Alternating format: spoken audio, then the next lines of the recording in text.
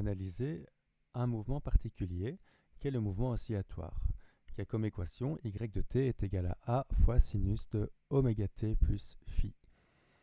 Alors, que signifie un mouvement comme ça, et plus précisément, que signifie chacune des lettres dans A, sinus, oméga t plus phi, donc le A, le oméga et le phi.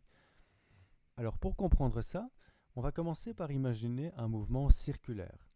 Donc un point P qui décrit un mouvement circulaire à vitesse constante, donc on appelle ça un mouvement circulaire uniforme. Alors ce mouvement circulaire, il se fait à une certaine vitesse qu'on pourrait calculer comme le périmètre du cercle divisé par le temps pour faire le tour complet. Donc 2πr divisé par grand T qui est la période, donc le temps pour faire le tour complet. Alors, dans les mouvements circulaires uniformes, plutôt que d'utiliser cette vitesse-là, on peut parler aussi de vitesse angulaire, c'est-à-dire le nombre de radians qui sont décrits à chaque seconde. Alors la vitesse angulaire, on peut la calculer comme l'angle du tour complet divisé par le temps pour faire le tour complet. Donc l'angle du tour complet, c'est 2π radians, et le temps, c'est toujours grand T, donc toujours la période. Donc la vitesse angulaire, le nombre de radians par seconde, c'est 2π sur grand T. Alors, ça c'est dans le mouvement circulaire uniforme. Un mouvement donc à une certaine vitesse angulaire oméga, donc 2π sur grand T, et un mouvement qui partirait d'un certain angle phi.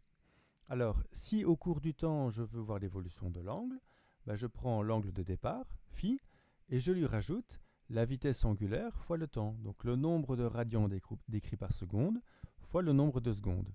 Et comme ça, pour n'importe quel temps, je sais où j'en suis au niveau de mon angle, dans mon mouvement circulaire uniforme. Donc oméga t plus phi, c'est donc l'angle au temps t.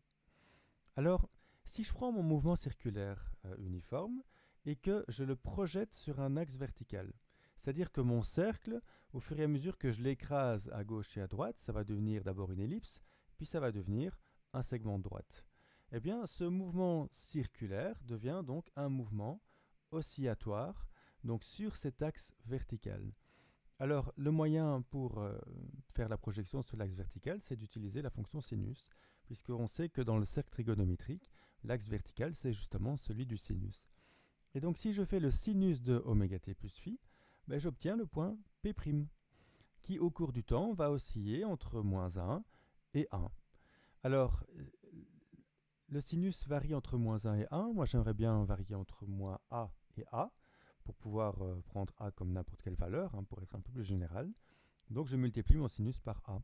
Et donc, ça veut dire que si je prends un cercle de rayon A et que je calcule sinus de oméga t plus phi étant l'angle sur le cercle au cours du temps, mon mouvement circulaire devient un mouvement oscillatoire d'équation y de t est égal à A sinus oméga t plus phi.